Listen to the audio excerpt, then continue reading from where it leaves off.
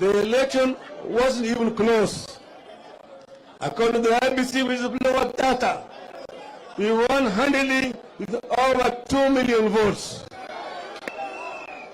Allow me to make a few observations about the data. Niendelee.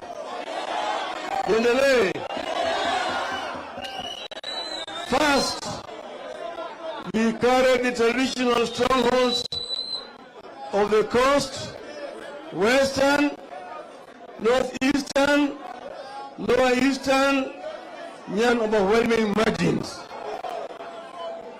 But it was our performance in the Mount Kenya region where we broke all records, as they have never done before.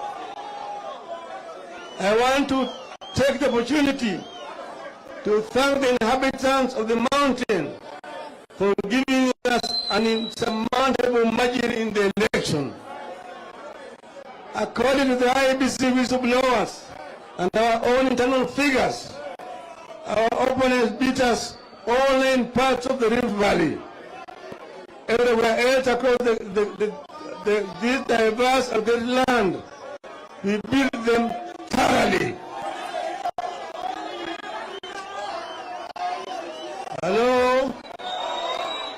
We know what happened next at the Supreme Court. A compromise court failed to either declare the true victors and run the elections or order rerun because of the glaring violations of the law and the Constitution by the IEBC. The Supreme Court itself was captured by the cartels that had also captured the IEBC. The two most critical institutions to elections in Kenya, that is the IEBC and the Supreme Court, was central to the rigging of the 2022 elections.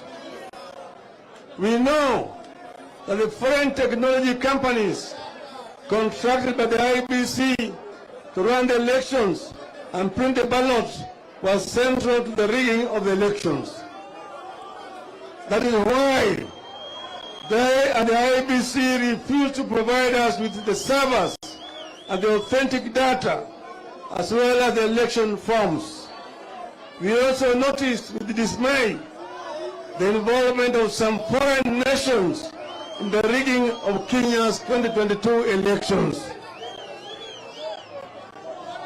In light of the above, here is our clarion call. Here is our clarion call.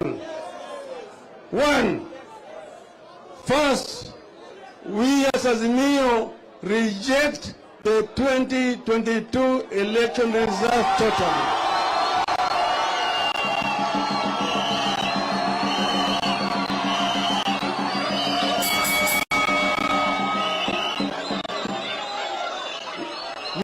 We cannot and will not recognize the Kenya Kwanza regime, and we consider the Kenya Kwanza government illegitimate. Two, we don't recognize Mr. William RUTO as the president of Kenya.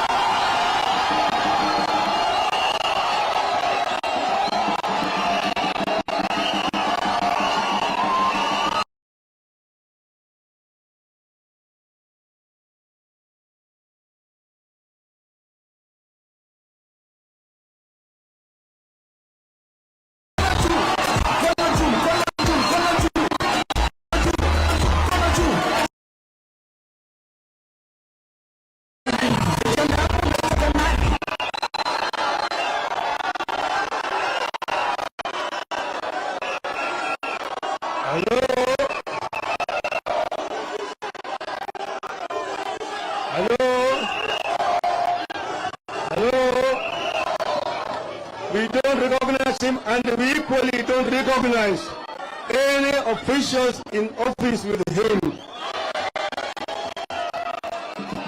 3, we demand that the entire infrastructure and the records of the 2022 elections at the IBC be made public and be audited by an impartial body.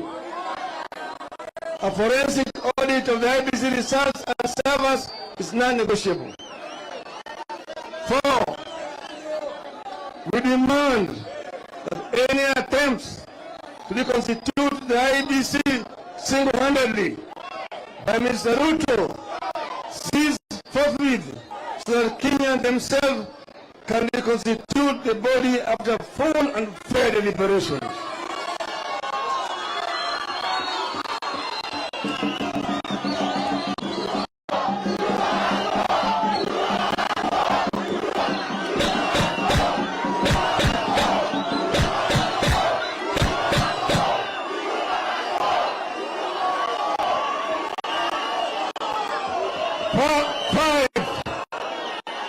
Five, we reject the empty promises made and being made by the older regime. Instead, we call on Kenyans to reject the punitive order policies that are making life unbearable. Order is resorting to these policies because it was not ready and did not get any mandate to govern. 6. In particular, we call on Kenyans to resist and demand the removal of the punitive taxes that have led to punitive costs of basic products and services, including unga, milk, sugar, school books, fuel, electricity, bus fare, paraffin, and school fees.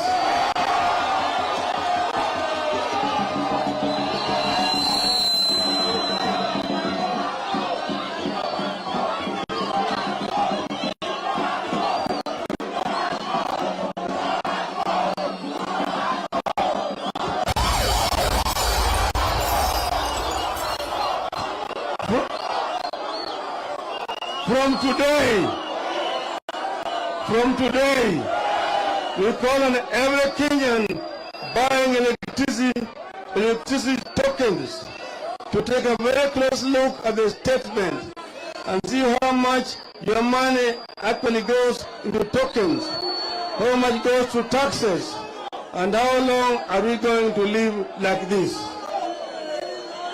7. We demand that the Kenya Kwanza government resigns as it has neither the mandate nor the ability to govern the country. 8. We ask our people to say no to the older regime. This regime and its unfortunate and unfair policies must be resisted, and the resistance starts today.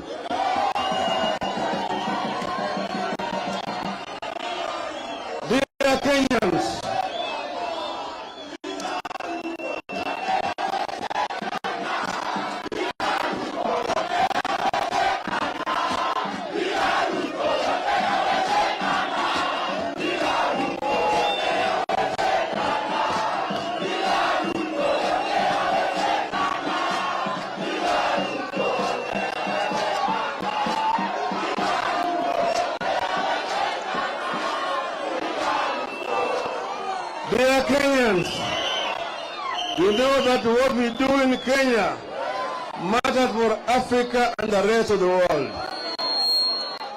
There will be no reason for citizens of any country to participate in elections only for them to be stolen by domestic cartels in cahoots with their foreign companies and masters.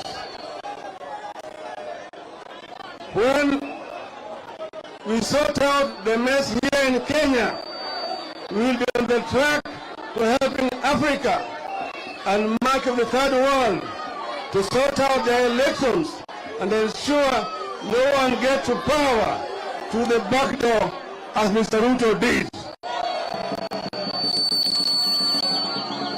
If it is going to take the resilience of the people of Kenya to help Africa sort out its elections problems, I am ready to lead that process. The older regime must go.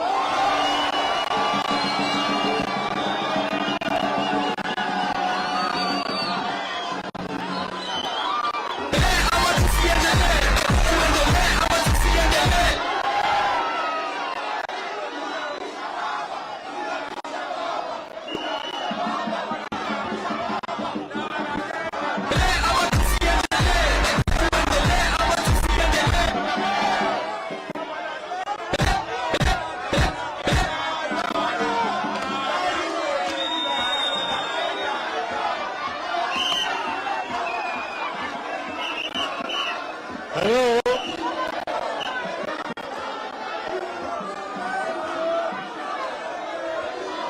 Hello? Hello? Sasa nitajaza Kiswahili na Kiingereza. Juzi Jumapili ile iliyopita tarehe 7 birthday yangu, nilikuwa kanisa kule Mombasa, nikaomba na wanakristo kule cathedral ya Mombasa. Watu wote walikuwa nasema baba aongee, baba aongee, lakini nikasema baba hataongea.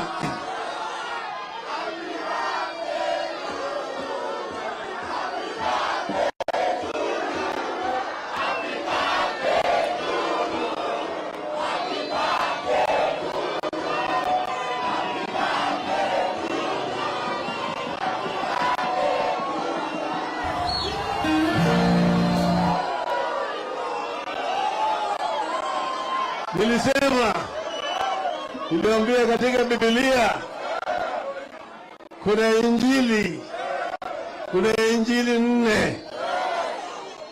Iko moja ya Mathayo, 2 iko ya Mariko, 3 iko ya Luka, mwisho iko ya Yohana.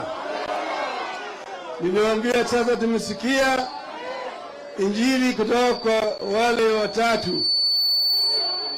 Mathayo anasema namna hii, Mathayo 10:26 mpaka 27.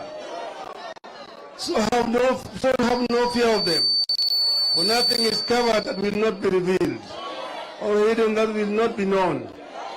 What I tell you in the dark, say it in the light, and what you hear whispered, proclaim on the housetops. Mariko 8:36, Mark 8:36. For what shall it profit a man if he shall gain the whole world and lose his own soul? Luke 23:28.